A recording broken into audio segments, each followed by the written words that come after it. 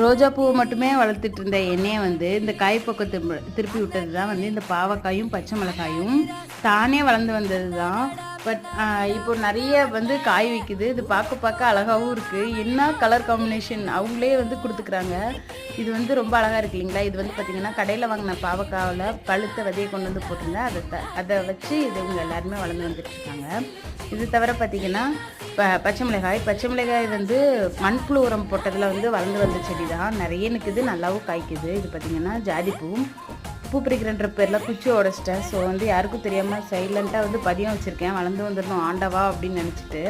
இது பார்த்திங்கன்னா நம்மளோட பெங்களூர் ரோஸ், ரெட் ரோஸ் இருந்த செடி, அந்த தொட்டி தான்.